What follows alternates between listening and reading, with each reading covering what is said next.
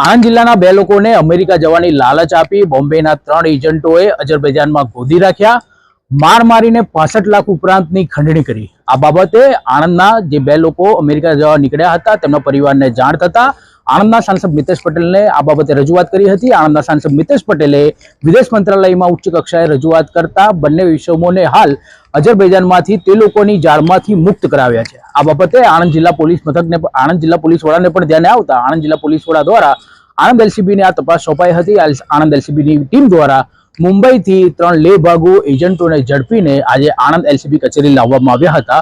આ બાબતને લઈને 3 આરોપીઓને ઝડપ્યા બાદ મોટી સંખ્યામાં કહી શકાય કે જે ખુલાસા થયા છે તે બાબતની આજે આણંદ જિલ્લા પોલીસ દ્વારા આણંદ એલસીબી કચેરી ખાતે એક પ્રેસ કોન્ફરન્સ કરવામાં આવી હતી।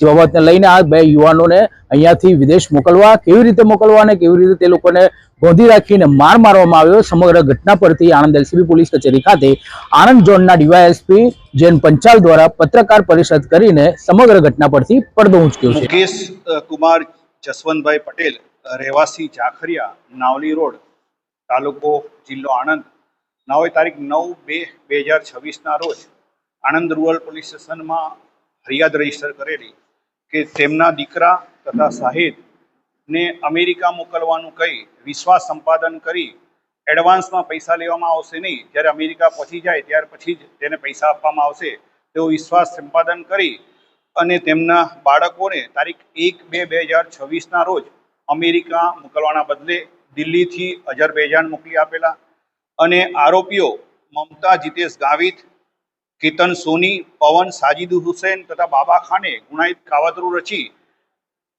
બંને સાહેદોને ઇન્ડિયાથી અમેરિકા મોકલવાના બદલે દિલ્હીથી અઝરબૈજાન ખાતે મોકલી આપી તેઓને ત્યાં અજાણી જગ્યાએ લઈ જઈ તેમને માર મારી, તેમને બાંધી દઈ, મોઢામાં ડૂચો મારી અને ભોગ બનનાર બંને સાહેદો છે એના પેરેન્ટ્સને વિડીયો કોલ કરી તેને માર મારતા બતાવી અને તેઓ પાસેથી 65 લાખ રૂપિયાની ખંડણી વસૂલ કરેલી। ત્યાર પછી પણ આ પૈસા તારીખ 8/2/2026 સુધી ભોગ બનનાર બંને સાહેદોના વાલીઓએ આ પૈસા મોકલી આપેલ હોવા છતાં ફરીવાર વિડીયો કોલ કરી અને જો વધુ પૈસા નહીં મોકલવામાં આવે તો તેમના અંગો વેચી અને માનવ તસ્કરી કરશે અને મારી નાખશે તેવી ધમકી આપી તેઓને મુક્ત કરેલા નહીં, જેથી આ બાબતે મુકેશભાઈએ ફરિયાદ આપતા આણંદ રૂરલ પોલીસ સ્ટેશનમાં ગુનો રજીસ્ટર કરવામાં આવેલો। ગુનો અત્યંત સંવેદનશીલ હોય અમદાવાદ રેન્જના પોલીસ મહાનિરીક્ષક શ્રી વિધિ ચૌધરી સાહેબ તથા પોલીસ અધિક્ષક શ્રી જીજી જસાણી સાહેબની સૂચના અને માર્ગદર્શન હેઠળ સદર ગુનાની શરૂઆતથી તપાસ એલસીબી પીઆઈ બ્રહ્મભટ્ટ સાહેબને સોંપી લીધી। આ ગુનાની ગંભીરતા સમજી તાત્કાલિક સીઆઈડી ક્રાઇમ મારફતે, હોમ ડિપાર્ટમેન્ટ મારફતે વિદેશ મંત્રાલયનો સંપર્ક કરવામાં આવેલો અને ભોગ બનનાર સાહેદોની વિગતો મેળવી તેમને મુક્ત કરવા માટે જરૂરી કાર્યવાહી હાથ ધરવામાં આવેલ। સાથે સાથે અન્ય આણંદ જિલ્લાના એમપી સાહેબ તરફથી પણ વિદેશ મંત્રાલયનો સંપર્ક કરી અને વિદેશ મંત્રી સાહેબને પણ આ બાબતે અવગત કરવામાં આવેલા, જેના ભાગરૂપે તમામ એજન્સીઓના સંયુક્ત પ્રયાસોથી બંને સાહેદોને અઝરબૈજાન ખાતેથી આરોપીઓ પાસેથી મુક્ત કરવામાં આવેલા છે।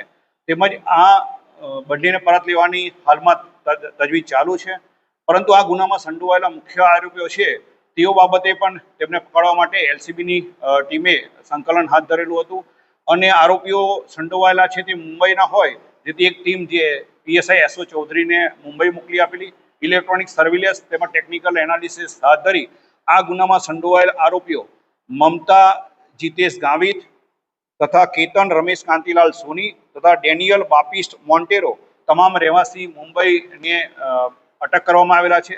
આ ત્રણેય આરોપીને આજરોજ નામદાર કોર્ટમાં રજૂ કરી અને તારીખ એમના 18/2/2026 સુધીના પોલીસ કસ્ટડી રિમાન્ડ મેળવવામાં આવેલા છે। આ ત્રણેય આરોપીઓની પૂછપરછ દરમિયાન તેઓ સાથે જે આરોપીઓ સંડોવાયેલા છે જે પૈકીના પવન, સાજિદ હુસૈન, બાબા ખાન ત્રણેય અઝરબૈજાન ખાતે રહી આ ગુનાને અંજામ આપેલો છે, તો તેઓના પૂરા નામ સરનામા મેળવી અને આંતરરાષ્ટ્રીય જે રેકેટ છે તેનો પર્દાફાશ કરવામાં એલસીબીને સફળતા મળેલ છે।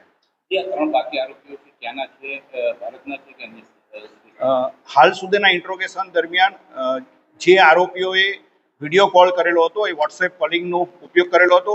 વોટ્સએપ કોલિંગ દરમિયાન જે એમનો મોબાઈલ નંબર મળેલો છે જે વિદેશમાં સંચાલિત છે તે મોબાઈલ નંબર અને તેમના નીચે જે નામ આવેલા છે એ નામ ઉપરથી હાલમાં નામ નમૂદ થયેલા છે. તેમજ આ ગુનામાં સંડોવાયેલ મુખ્ય આરોપી મમતા જીતેશ ગામિતની ધરપકડ કરવામાં આવેલી છે.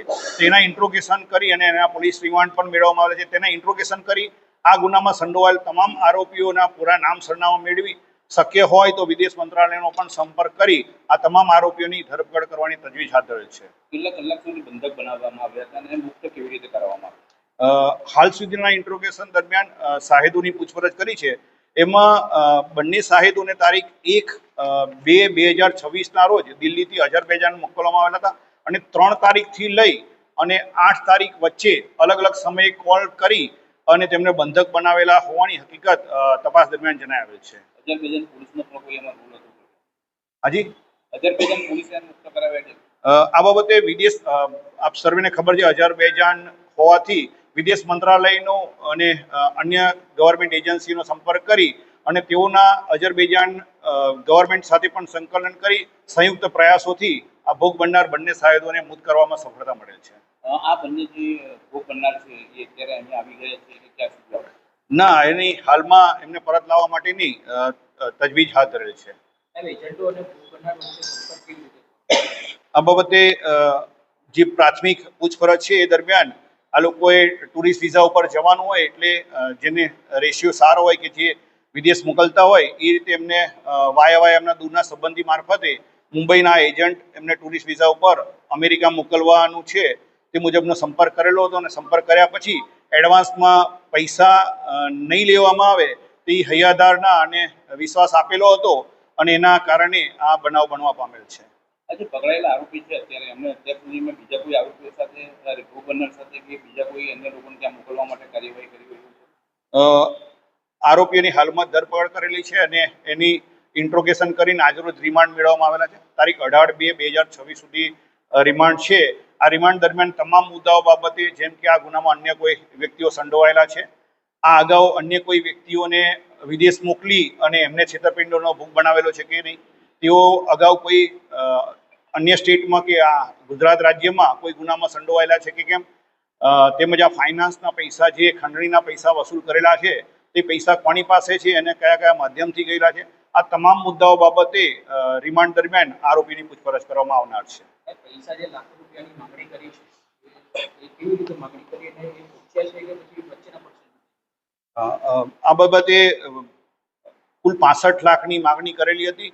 એ 65 લાખ પૈકી આંગડિયાના માધ્યમથી અને ક્રિપ્ટોકરન્સીના માધ્યમથી પૈસા આપેલ હોવાની હકીકત તપાસ દરમિયાન જણાવેલ છે.